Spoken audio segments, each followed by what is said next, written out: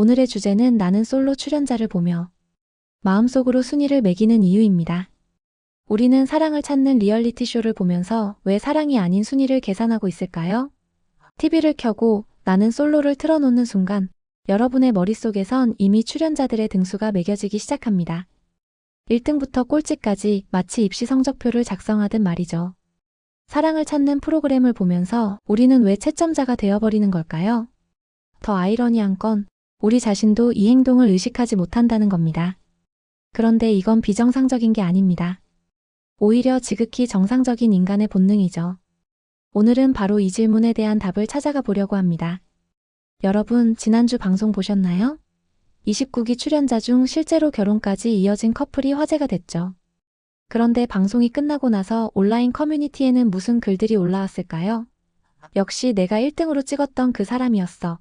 나는 처음부터 저 커플 될 줄 알았다는 댓글들이 쏟아졌습니다. 도대체 우리는 왜 이렇게 출연자들의 미래를 예측하고 마음속으로 점수를 매기는 걸까요? 그리고 왜 우리의 예측이 맞았을 때 묘한 쾌감을 느끼는 걸까요? 이 질문의 답을 찾기 위해서는 먼저 인간의 뇌가 어떻게 작동하는지 이해해야 합니다. 우리 뇌는 태생적으로 비교하도록 설계되어 있습니다. 심리학에서는 이걸 사회적 비교 이론이라고 부르죠. 1954년 심리학자 레온 페스팅거가 제시한 이 이론에 따르면 인간은 자신의 능력과 의견을 평가하기 위해 끊임없이 타인과 비교합니다. 그런데 여기서 흥미로운 건 우리가 TV 속의 출연자를 볼 때도 똑같은 메커니즘이 작동한다는 겁니다. 왜 그럴까요? 나는 솔로를 보는 순간 우리 뇌는 출연자들을 단순한 관찰 대상이 아닌 가상의 경쟁자로 인식하기 시작합니다. 저 사람은 나보다 외모가 나은가? 저 사람의 직업은 어떤가? 저 사람의 말투는 어떤가? 이런 무의식적인 질문들이 끊임없이 발생하죠.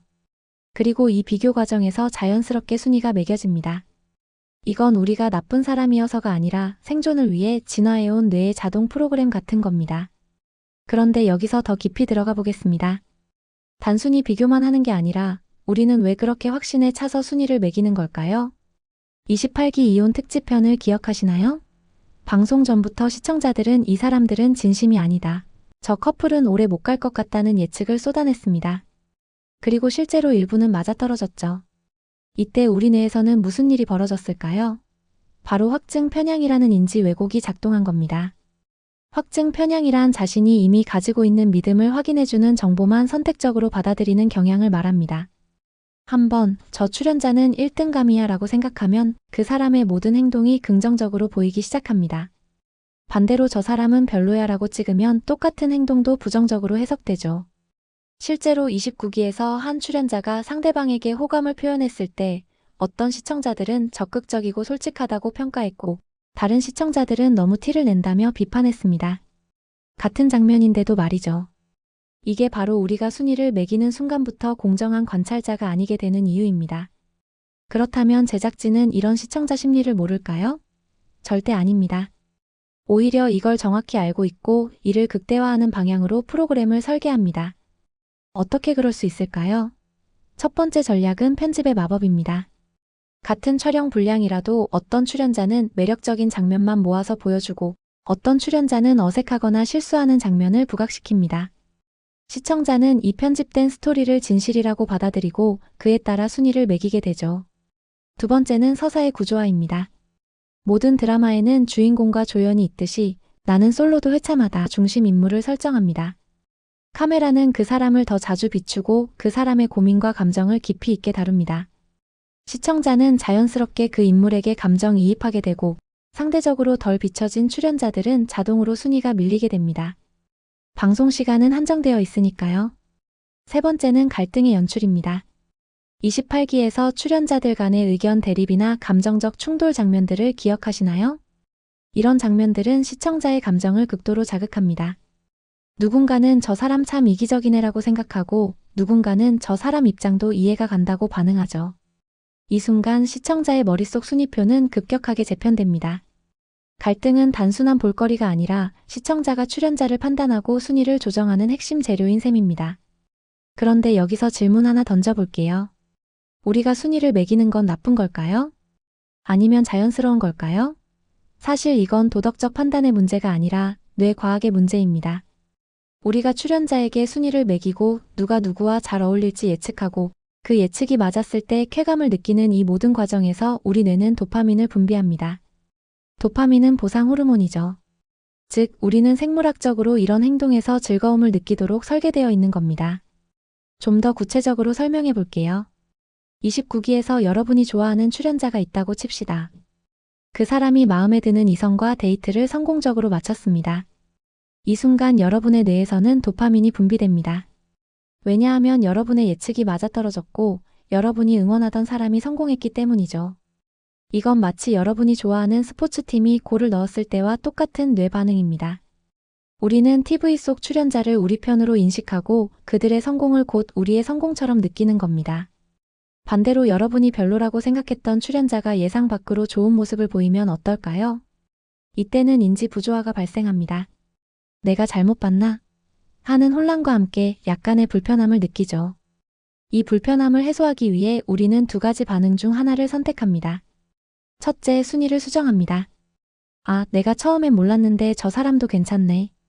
둘째, 확증 편향을 더 강화합니다. 아니야, 저건 그냥 편집된 거야. 원래 성격은 별로일 거야. 어느 쪽이든 우리는 끊임없이 우리의 순위표를 정당화하려고 노력합니다. 그렇다면 이 모든 심리 메커니즘이 우리에게 무엇을 말해줄까요? 28기 출연자들의 감정 갈등을 보면서 또 29기 커플들의 진짜 결혼 소식을 들으면서 우리가 느끼는 감정은 단순한 오락 이상의 의미를 갖습니다. 우리는 그들의 이야기를 통해 인간관계에 대해 배우고 사랑에 대해 생각하고 우리 자신의 선택을 돌아봅니다.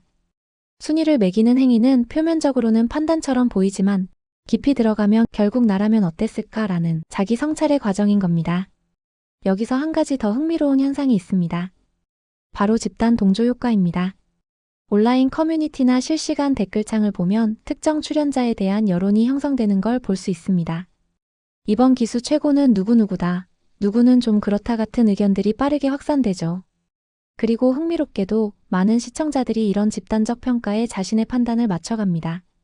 처음엔 별로라고 생각했던 출연자도 다들 좋다고 하면 다시 보게 되고 반대로 처음엔 좋았던 출연자도 여론이 안 좋으면 마음이 식어가는 거죠. 이건 우리가 사회적 동물이기 때문입니다. 우리는 본능적으로 다수의 의견에 동조하려는 경향이 있습니다. 왜냐하면 진화적으로 볼 때 집단에서 고립되는 건 생존의 위협이 되었으니까요. 그래서 나는 솔로를 보면서도 우리는 끊임없이 다른 시청자들의 반응을 확인합니다. SNS를 뒤지고 커뮤니티 글을 읽고 주변 사람들에게 물어봅니다. 너는 누가 제일 좋아 보여? 이 질문은 단순한 호기심이 아니라 우리의 판단을 검증받고 싶은 욕구의 표현입니다. 그런데 여기서 우리가 놓치지 말아야 할 점이 있습니다. TV 속 출연자들도 실제로 존재하는 사람들이라는 사실이죠. 29기에서 실제로 결혼한 커플을 보면서 우리가 느끼는 감동은 진짜입니다. 그들의 사랑도 진짜고요. 하지만 동시에 우리가 매긴 순위와 평가가 그들에게 실질적인 영향을 미칠 수 있다는 점도 기억해야 합니다. 악플이나 과도한 비난은 그들의 실제 삶을 힘들게 만들 수 있습니다. 우리의 순위 매기기가 재미있는 놀이가 되려면 그 선을 지키는 게 중요합니다. 자, 그렇다면 결론적으로 우리는 왜 나는 솔로 출연자를 보며 마음속으로 순위를 매기는 걸까요? 첫째, 우리 뇌가 원래 비교하도록 설계되어 있기 때문입니다. 둘째, 제작진이 우리의 이런 심리를 정확히 파악하고 활용하기 때문입니다. 셋째, 순위를 매기고 예측하고 맞춰가는 과정에서 우리는 도파민이라는 보상을 받기 때문입니다. 그리고 넷째, 이 모든 과정이 결국 우리 자신에 대한 이해와 성찰로 이어지기 때문입니다. 28기의 갈등과 29기의 해피엔딩 그 사이에서 우리가 느낀 모든 감정들은 결국 인간에 대한 관심에서 비롯된 겁니다. 우리는 사랑이 무엇인지, 좋은 관계란 무엇인지, 나는 어떤 선택을 해야 할지 끊임없이 고민하는 존재들이니까요. 나는 솔로는 단순한 예능 프로그램이 아니라 인간 심리를 들여다볼 수 있는 거대한 실험실 같은 겁니다. 그리고 우리는 그 실험의 관찰자이자 동시에 참여자인 거죠. 다음번 나는 솔로를 보실 때 한번 의식적으로 자신의 생각을 관찰해 보세요. 지금 나는 왜 이 사람을 1등으로 생각하고 있지? 내 판단의 근거는 뭐지? 나는 편집된 스토리에 얼마나 영향을 받고 있을까? 이런 질문들을 던지다 보면 프로그램이 훨씬 더 재미있어질 겁니다. 그리고 그 과정에서 여러분 자신에 대해서도 많은 걸 알게 되실 거예요. 오늘 영상이 도움이 되셨다면 구독과 좋아요, 그리고 알림 설정 꼭 부탁드립니다. 여러분의 작은 클릭 하나가 더 좋은 콘텐츠를 만드는 큰 힘이 됩니다. 다음 영상에서는 나는 솔로 출연자들이 선택을 바꾸는 순간의 심리에 대해 깊이 있게 다뤄볼 예정입니다. 궁금하신 분들은 알림 설정 해두시고 기다려주세요. 오늘도 시청해주셔서 감사합니다.